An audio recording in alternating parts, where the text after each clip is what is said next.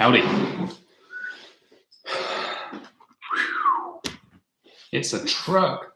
How are we doing, everyone? I was worried the Wi-Fi wasn't going to work then. I had to open a few doors. It seems like Wi-Fi signal in this house doesn't go through doors. Awesome. Might have been a problem last week. The problem is now I have two dogs staring at me, wondering what the hell I'm doing, which is quite amusing. So, how is everyone? I hope everyone is well and having a good week. Sorry, a bit later this week. Had a few things on midweek and a few dramas yesterday, which I won't go into. But yeah, there we go. So this week, I decided to get the truck out. Everyone's been asking for it for a while, and I thought I'll give it a little clean up because she's a bit dirty because she's been helping me out during lockdown, and show it off. So yeah. Here it is. What I'll do is, I'll tell you what, I'll give it a few minutes. We'll leave the truck here. I'll give it a few minutes. We'll answer a few questions, say hi to people down the side. So, Wayne from Australia, mate, you're up late. Need to go to bed, pal. Mark, good to see you online. And Harley, how you doing? So, Mark's been good to me again.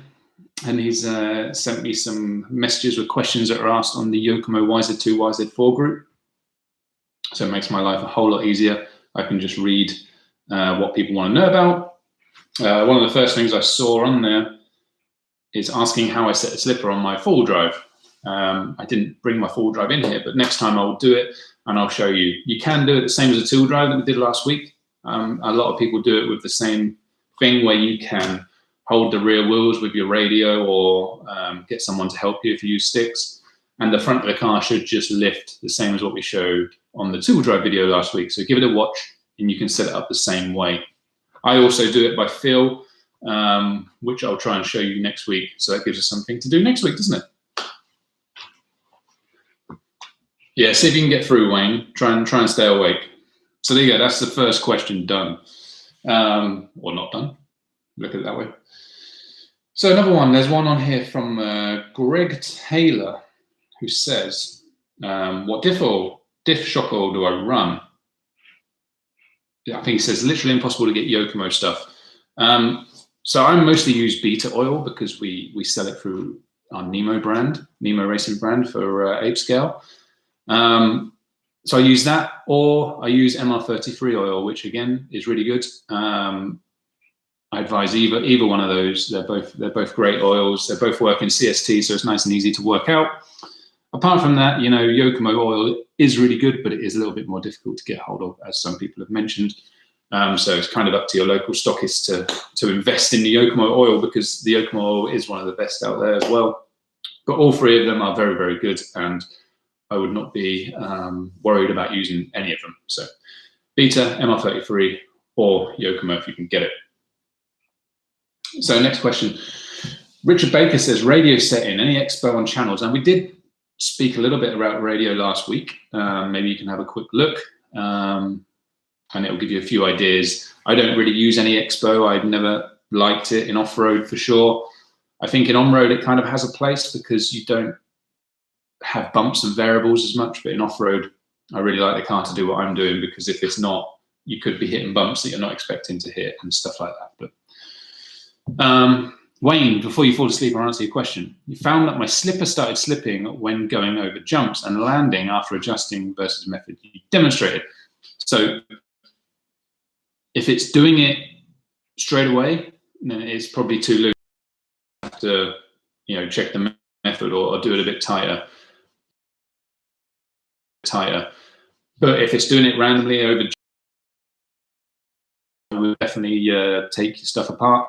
Maybe invest in some new slipper pads, and remember to stop discs, because without nicely scuffed discs, you've got no chance. Also, make sure it's not diff.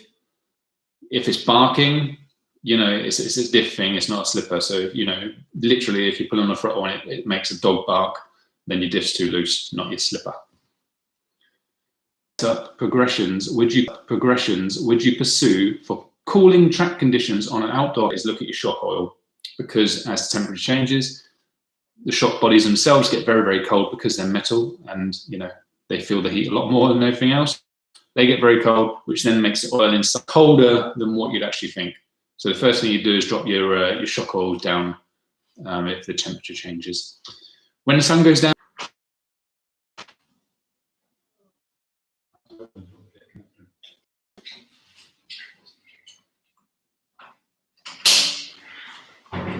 there you go, we're back. The other door got shut, so we've got door issues. So yeah, as I was saying, if the moisture comes up, you might want to think about adding a little bit more grip into the car, maybe a change of tire, track. They race in the evenings. As the cold of the night comes in, the moisture comes up, we would switch to more of a wet tire, so like a ballistic buggy tire, rather than a Schumacher tire, which you'd use in the dry, or a 6-minute tire. So yeah, we've moved to a more of a wet tire, so just be conscious of that. But there's the two major things to look for. How often do I change my slipper pads? So I probably put new ones in before a big race, a big important race.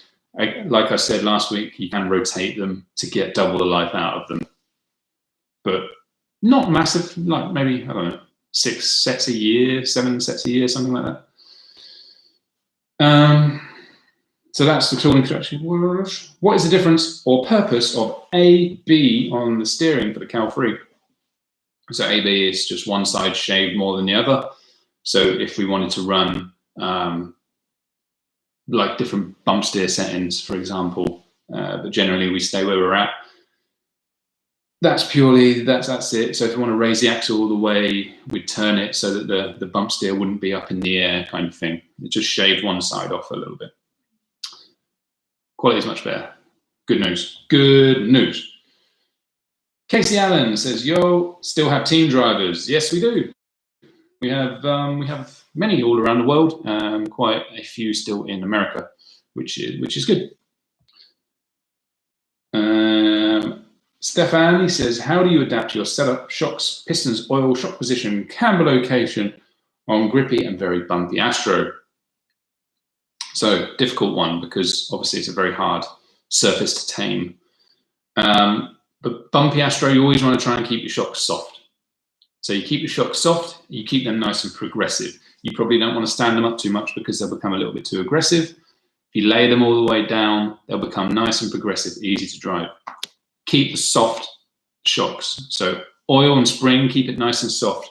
If it's really bumpy Astro, I go to like old school Yokomo springs, which are very nice and soft. Old school greens. Try and keep the front stiff because you just don't want it diving and gripping. And then we can kind of tweak it, especially a four drive, we can tweak it on roll bars. So you keep soft suspension, you can go up in the bar. With two drives, it's a little bit harder, but also they're a little bit easier to drive. So I probably wouldn't run roll bars, I would just tweak it with shock angles. So I'd run nice and soft. I'd probably put a bit more angle in to make the car a little easier to drive. So yeah, there you go. Try and do a softer spring rather than oil. And then oil was a later resort because you want the car to be slow to react, but you want it to absorb everything, in my opinion. Why are parts always out of stock? Now, Mike, I'm assuming you're, I don't know, maybe in the US, because there's a few people talking about the US after you on the post. I'm sure AMAN are restocking. It's not a question I can answer. Stock is generally readily available. Some stuff is being made obsolete and new stuff's coming, so there's a bit of a changeover period. And obviously Yokomo are trying to keep stuff in stock. So I'm sure AMAN have got it covered, don't you worry, and it will be back in stock and sorted soon. X33 O-rings, nobody has them in the US. Again, I think this is probably an oversight where the shocks are moving to the X30 O-ring rather than the X33. So maybe, I don't know, there weren't as many of them around as what they used to be because we're trying to switch over to the different shock shaft and O-ring setup. But of course, everything is achievable, and I will ask these guys and try and get them sorted out for you. Here we go. Let me have a look for anything down the sides. How often you change marriage? Okay, thanks. Quality's much better. Okay, good. Not much. Perfect. Sean Popham. I've heard Techno blue shock O-rings work. Somebody posted a few weeks back. I know it's not the same, but workaround. Of course, And I think even back in the day, like TLR stuff had 3.5mm shafts. Maybe that will work. It's not ideal, but there is ways around these things. Maybe LMR can make some, who knows? Chris says, with each version of the YZ series, improvements have been made, but sometimes things are lost. Of the different generations of YZ2, or YZ2 if you're English, and 3, okay, yeah, of the 2 and 3 series, can you take the features and build your ideal? I mean, I think that the Cal 3 is just all the good things moved on, and that's what we try and do. We try and take a kit, improvements we found during the year, and then we'll make an update version of it. So nothing should really go backwards. So there's not actually anything I would take from older specs into the new one, because the new one is very, very good. It's got all the bits we wanted to keep on it. And as we move that forward, we'll keep trying to progress that. The good thing with the YZ2, it was the first ever car to have this laydown setup. And it's been only tweaked since then. So the car's been out now, 5, going into its 6th year. So it's becoming quite an older model, but it's still at the peak of the game, and it's still ahead and doing really well. So we tweak along the way, but effectively it's the same car we had however many years ago.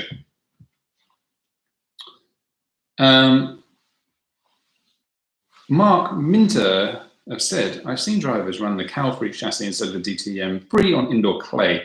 What are the advantages of running the carpet chassis setup on indoor clay track? So, I mean, forgive me if I'm wrong here, but your indoor clay tracks are almost carpet now, with the amount of grip you have when the track's rubbered in. They're very smooth, they're not that bumpy.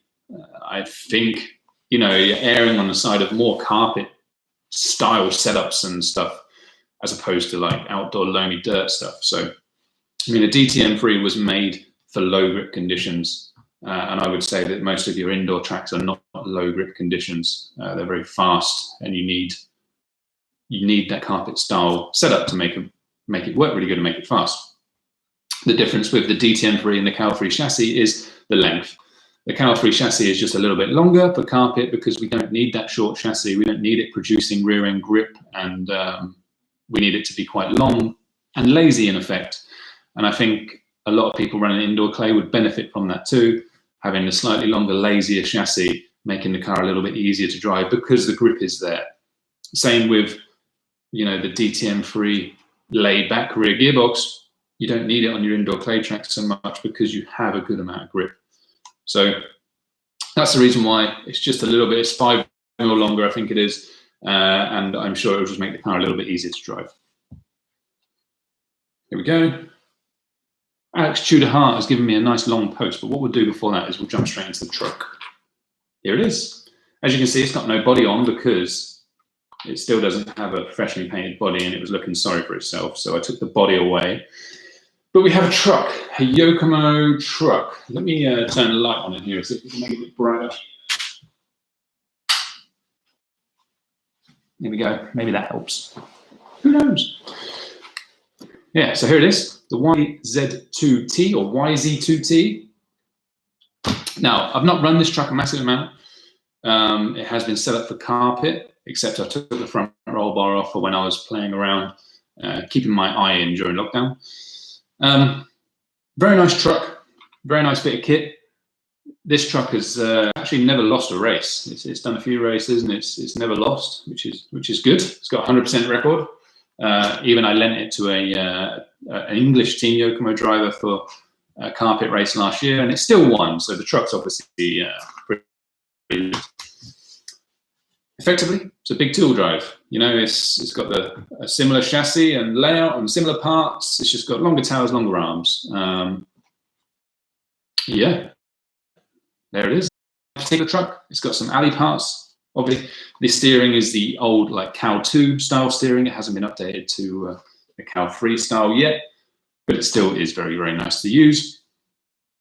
It's got a few option parts, titanium screws because I'm a tart. It's got your shock shafts to gold, less written, and make the shock work a lot smoother. It's got standard turnbuckles. It's got a few alley parts up front. Obviously the camber mount, it has been run on carpet. It's got a steel bulkhead. Again, it's being run on carpet.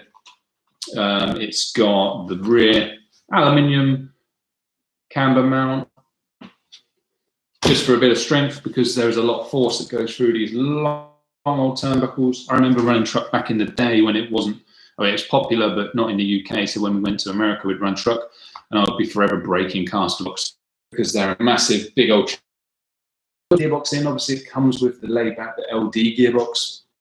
But this one, again, because it's running on carpet, it has an LC box in there, just pushing that motor a little bit further forward, getting the rear end.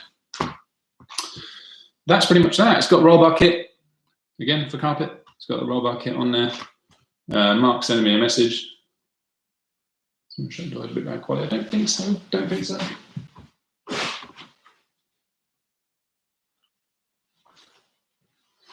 No, just poor Wi-Fi, I guess. Don't really know what's happening, but there you go. So that's my truck. Hope you like it. I know a lot of people want to see it.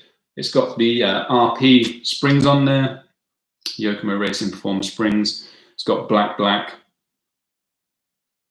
No, that is a lie. I changed this. The front has got a different brand. It's got a V2 shock spring. I'm sure many of you know what that is. But yeah, the front's a V2 and the rear is the RP black. So there you go, that's my truck. Ta-da! Inserts in the front, very soft inserts in the rear. Quite a hard one in the front, soft in the rear. Is there a setup online for truck? I think, yeah, there's a few setups online for TRC. I know Shin has put some up before. I used one of Shin's setups and it was good. So yeah, just jump on for TRC and have a look. It's like that, matches.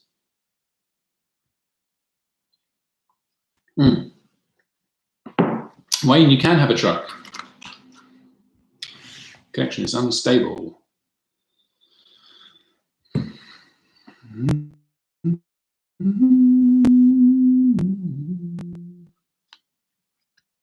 Reconnected. Reconnected. So there we go. That's the truck. Hope you'll enjoy it. Obviously, it's got my beautiful gold power inside. Beautiful gold power. Okay, so Alex Tudor Hart's really long question. We're going to go through it. Is there a general rule of thumb relationship between wet and dry setups on a car on the same track? Easy, drop the oils by X, drop the springs by X, shorten the wheelbase, shift the lipo back, raise the ride height to help compensate soft springs, baseline setup change from wet to dry, following rules of thumb. So I mean, yeah, it's experience to know what to change. It's a bit of guided knowledge. So car to roll. You need to get the car transfer weight. That way you're going to create grip. Because if you're not, you're just stuck on the surface and it just slides. If you get the weight to move to the outside tire, it's going to force more forces into that tire and create grip that you need. So that will change. I'll put the softest springs on you've got, and you'd want to run softish oil. From there, you could shorten the wheelbase. Shorten the wheelbase is a quick fix to give you rear end grip. You get more weight over the rear end. You create more bind with the drive shafts. The car's going to want to go forward more. So that's also a very good change. Hence for the short chassis as well.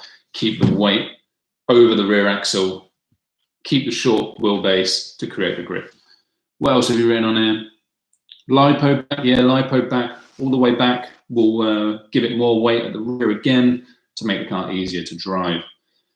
One also thing to look for is tires. Make sure your tires are right. It's absolutely crucial. Front and rear, you know, you're going to want to run the soft tire. You also don't want to steer too much. The reason why a lot of cars lose rear end is because the front end is too powerful. So when you're trying to find rear end grip, also think about taking it away from the front. If you make the front nice and calm, the rear will be calm too. If you make the front oversteer, it's going to be hard work. So think about that. Take steering away from the front to give you more rear grip. So those are simple things. Lay the shocks down a bit. That will make the car roll and be nice and easy to drive again before, if you stand them up too much, it's going to get to a point it's going to snap. Especially on the arm. Don't on the arm. You want to be a bit further outside. It makes the rear end much more progressive. although in theory might not give you as much grip, it makes it easy to drive and it makes it feel like it's got more grip. So there we go. Hope that helped. We'll do similar things to the shocks, because the higher the ride height, the more the car's going to roll. The lower the ride height, your center of gravity is lower, you get less roll. You're trying to create that roll to create that grip. Setting servo steering speeds. I know I like to slow mine down and to curve end too. People used to obsess with having the fastest servo. What's the benefits of a slower one? So I think back in the day, you probably wanted quicker stuff because it was a bit slow. Now everything is too fast. So if you imagine when you're steering, if your servo is too fast and you go into a turn and instantly it goes whack, it transfers all the way to that outside wheel and this turns into a brake. So for those of you who don't know, anything more than the 5 degree of steering is then a brake. So it acts as a rudder. So it's more like you're on a boat than a car. So what that does is when you whack that steering all the way over, it turns into a brake. Then it can grab the AstroTurf, and then it can flip you over or do funny things to the car. If your steering is slowed, you should never massively hit that 5 degree mark, because as you steer, or the steering kind of slowly moves over, the car starts to turn and it will follow the front rather than throwing itself into a brake. A lot of the time, we're a bit ham-fisted with the radio that we like to just go and not actually feel it going in and out. So slowing it down will just help you not to do that. I know there's a guy watching Raceway 1 who did a training day with me and was amazed at the difference slowing the servos down did. We do it in many classes, and if you're finding it hard to drive, just slow it down. It will slow everything down for you and make it feel much easier to drive. Again, like I said last week, don't slow the return down too much because you do want it to come back to center nicely, but you can slow it going out. There you go. I hope that helped, Alex. Alex boy. Well, a few more questions. We've only got 7 minutes left, if we're keeping on time. Marco, he says, one thing I'd like to know from the pros is, do you find a benefit to having wheels that have a recessed area so the wheel nut is not poking out like stock wheels with the Yokomo buggies come with? Also, do you find any benefits of trimming the axle so it's not poking out? So the biggest benefit for me is when you rub against the pipe, it's going to try and not rip the axle off. I mean, that is ultimately the biggest benefit. In terms of on the track, you know, if there's the same width, same offset, I don't think you're going to find any benefit. You know, there's not going to be any difference necessarily. I know with some old school full drives, or even some new ones actually, the wheel was a bit better where it didn't finish where you screwed on. It stepped out a bit and you had a bit of an offset. That offset is quite good. Then you can feel a difference and it will make the front end of the full drive feel easier to drive. So that's something to look at. I know, I think like Serpent do it still.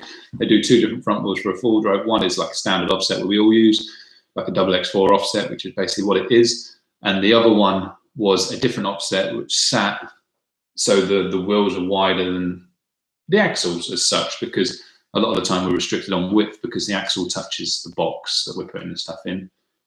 So if we made a wheel a little different, you'd get a wider offset and sacrifice nothing with changing the actual car. There you go. Right, my phone's locked, doesn't want to open.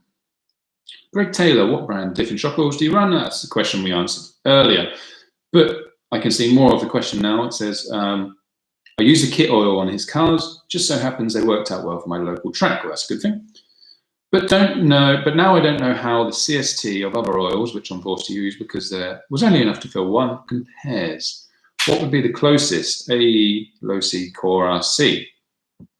So AE and low C, they don't work in CST, so I know they have it on the bottle sometimes, but I wouldn't use them to match. I generally wouldn't use Core either. I'll leave that there. Like I said earlier, look for like MR33 oil, Beta oil if it's there. I know MR33 is distributed by a company in California there. Beta oil is distributed by Nemo USA. And what other CSTs are there? I'm sure there's other brands, but maybe just look for one of them too. There you go. We did well. It's 4 minutes to go. Raceway 1 is on. They're saying improve his braking points also. It improves a lot of things and you will carry corner speed. without throwing your car into a corner and being horrible to drive. It'll be nice and easy. So it's definitely something you should try. Start with going down 10%, move to 20%, move to 30%, find what you're happy with and stay at that, and then just hover around that area is what I would say. I think with Will's car, we were down to like minus 40% at one point. And then if you find it's just a bit too slow, you can then just increase it. Nice jacket, thank you. I made this one myself, it is quite nice. And the hat too, Yokomo hat on. I was going to show you the new clothing we've done for Europe today, but it's in the wash because I wore it yesterday. So yeah, give us a thumbs up. If there's any more questions on the side, please fire it up there before I shut this down and disappear for another week. I'd like again to say thank you to Yokomo, Scorpion, and all of my sponsors who make all of this possible. Sanwa, Protec RC, Nemo Racing, of course. So yeah, thank you to all those guys. Tony Sport in Europe, helping out our UK team and making it stronger at Yokomo and stuff as well. I'm glad to be a part of it all. For making this little live show a cool thing to do, and hopefully it helps all the Yokomo guys that follow the Yokomo YZ2, YZ4 group. It's a very effective. Yeah, I can discuss Spurs opinions next week, no problem. I got to be honest, I generally don't change them too much. I run the kit like 80 or 84 pretty much everywhere, and I would only really change opinion if I had to. Now we do so much with speed controllers, motors and stuff, we forget about pinions and spurs. That's just the truth. On a two-wheel drive car, I'll generally run 2280 almost everywhere, unless I go to a track where I really feel I need to change it. So yeah, when are we next out racing? So obviously the UK comes slowly out of lockdown on the 29th of March. So my first race is on Nemo Racing weekend on the first weekend of April. And then week after that, I'm going to try and go to Surrey and Hants in the evening on Thursday. And then we're just going to see what races get put on and try and get booked in and out there racing. Yeah, lots of different stuff, lots of classes. Might even get this bad boy out. Looking forward to getting back into it with the vaccine program. I hope it really takes off soon and we can start flying away and doing EOS and all that stuff, all the races we love to do, Euros and everything. So let's pray for a better year than last year, eh? So yeah, there you go. Thanks for watching, guys. Please subscribe if you like this. We try and do them weekly.